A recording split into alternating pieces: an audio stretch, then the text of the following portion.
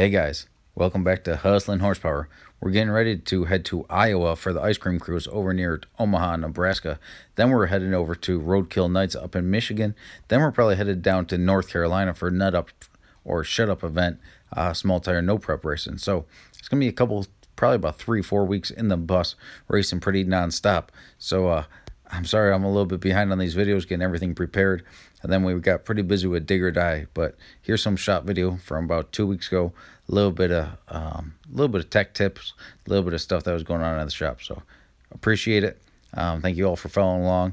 And we're getting shirts shipped out this week. So thank you all. We appreciate it. And keep on hustling. Hey guys, my name's Nick, and I get busy working and I forget to video things. But here we are. I don't know if you guys know what that is or not, but yeah, we're started working on a little bit of thing.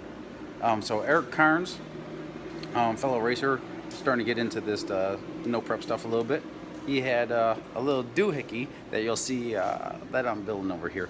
So we got that from him. Eddie Grimes and Andrea brought that to Katie Dragway with us, and yeah, we lost second round of small tire to Billy. That bump got us. Now what I'm doing right here, I'm not quite sure would have saved us, but Katie Dragway is it's a tricky track. It really is. Left lane has its bumps and its whoop-de-doos, and then right lane has its whoop-de-doos, but right lane I would say is considerably better for most cars. Left lane has a little bit better of a starting line for the first like 30 feet in my personal opinion, but it's got some really wicked transitions in it that you have to manage, and with a motor of my size, managing that RPM through those transitions is very difficult. But he got us fair and square. We did all right. We made some pretty good passes Friday night, but after first round of big tire, we got called out by one of the fastest guys. We put him on the trailer first round, but in the shutdown area, he came and sideswiped us at about 110 miles an hour and beat up the right side of the car, bent up the exhaust, and so on and so forth. And turbo cars, they need the exhaust to spool the turbo, and when that gets all screwed up, yeah, you can't even do a burnout. Been ready to race second round. Now, Eddie took us out second round of big tire, but we did make it to, we jumped in the redemption race of the small tire race, and we went to the finals with Eddie Grimes in Annabelle. That's their new car. He used to have the Murder 88, king of KD Dragway, basically. Him and Andrea kicked butt pretty well there. But the 33 is coming along. The homegrown hustler is starting to run, and this little doohickey I'm working on right here should really help out. Now I got a lot of plans for this deal, as far as the adjustability goes and stuff like that. But we're gonna see how it goes. I need to get some parts, some pieces, not really parts, but some more pieces to finish this off in the morning. But it is now Tuesday, I think, and I still haven't been home from racing on the weekend. I came straight to Donnie's house after racing, and I just wasn't, not that I wasn't satisfied with the way the car ran, but I had some work to take care of and some stuff to take care of, and I still got to fix the exhaust and stuff like that after getting after that incident. So I'm moving the radiator and stuff like that as well, because I want to do some other stuff. But I'm trying to get ready for Dig or Die. We're on the registration for Dig or Die down in North Carolina. That's July like 23rd, 24th, 25th, something like that. So I'm trying to get a hot rod together for that. Now that's going to be that's a far cry from winning that deal, but it is $100,000 to win, and I think I could get this car to a point where we could be. I'm not gonna lie. I think we could go out there with a top 20 car. There's gonna be a lot of cars there. There's over 150 cars registered, and I think we go out there with a top 20 car. But I'm gonna have my work cut out for me to get it to that point. We're gonna see how it goes. I gotta put in the hours. I'm never afraid to put in the hours, generally speaking. But we're gonna try to get it there. Now, Donnie helped me out quite a bit today, brainstorming and stuff like that, and coming up with different ideas. But I think we got something going along. So I want to finish this off.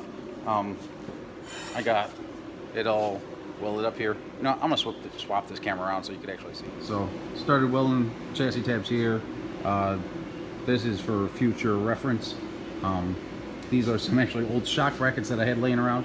So welded those on there. Some heim joints. These were actually going to be the start of my wheelie bars, but hey, time and money type thing. So there's that. There's this chassis tab. You can even say right there. It says shock mount right there. But yeah, we got this on. I'm going to weld them on the inside as well. There will be a clevis that mounts to there, so we should be all good. And then down in here is, I gotta weld this all up still, and that so on and so forth. But there's the start of it.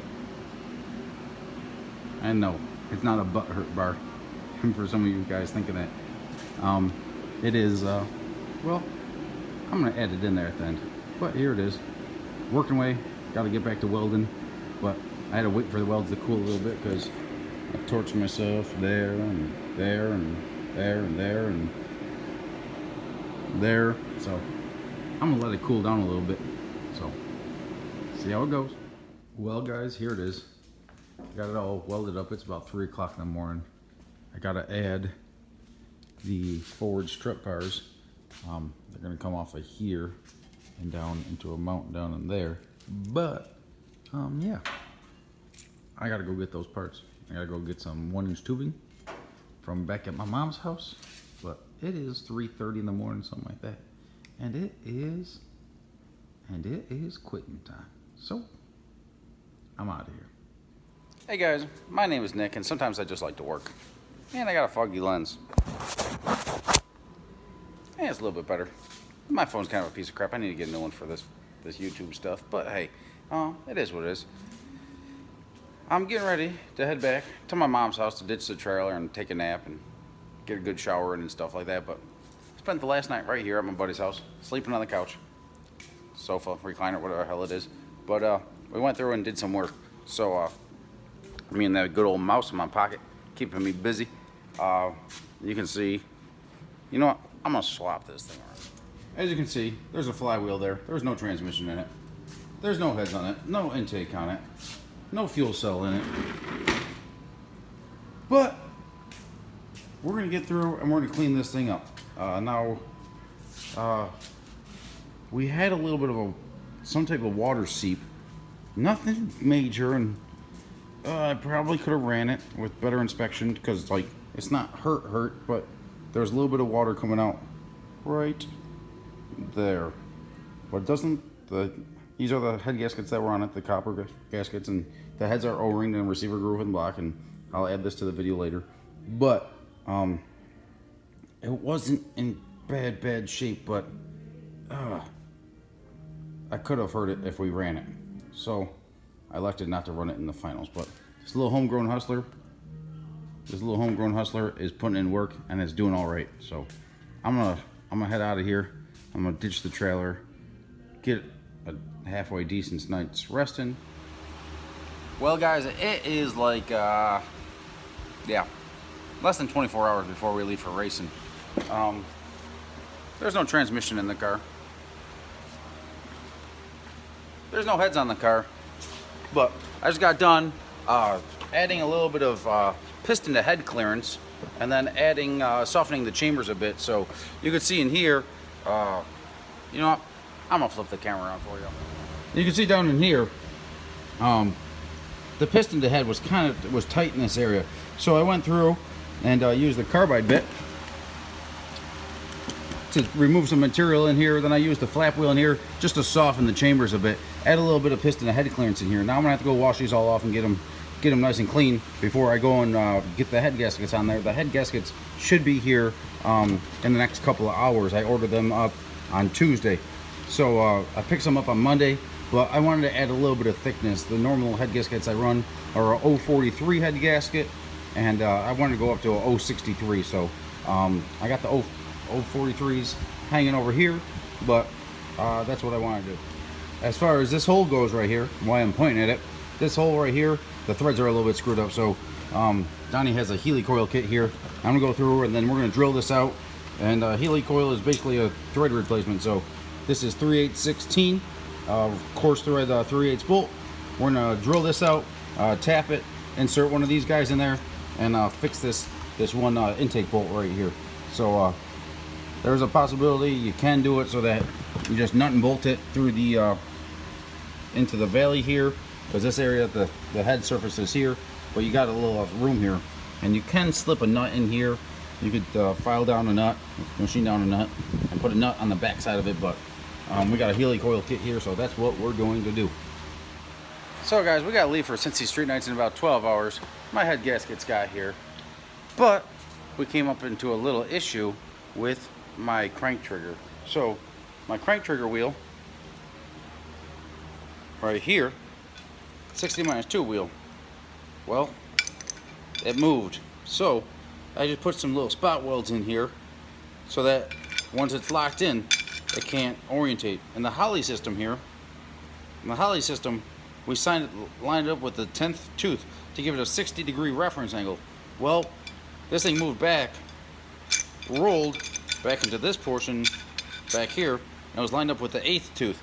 So it's probably a good thing we didn't run the finals there. I knew something was wrong, got up on the rev limiter, and I'm guessing because it was up at 8,000 RPM up on the rev limiter when we were running Roger Ball in the finals, I think when I hit that rev limiter, you're basically trying to slow the crankshaft down. I think it was chattering that thing and loosened up enough to retard that. Luckily enough, it did retard it and not advance it, so we got lucky there. But I set up the crank trigger in a way that it can't advance my timing. But we got the, I'm gonna swap the camera around here so you can see a little bit better. Donnie had a nice indicator here, so we just set top dead center. So now I'm gonna make the timing mark on here. I had it 2 degrees retarded. I did it with a piston stop, and a piston stop just not as accurate as putting an actual indicator on the piston. So he's got a pretty nice little snap-on deal here where we set it up, and you can see that 0 mark is there, and when it falls off, plus or minus, you could set the top dead center. So the piston is all the way at top dead center in the center of the dwell. So the crankshaft actually stops for just a couple degrees right in the middle, and you need to find that middle point there, and the middle point there is your true top dead center. So the dwell time is basically when that piston stops before it starts going in the opposite direction. So it comes up, then stops, and then it goes back down. There's a small window in there, just a couple degrees of crankshaft rotation, and you need to find the middle of that to find true top dead center. So that is figured out. We got that set.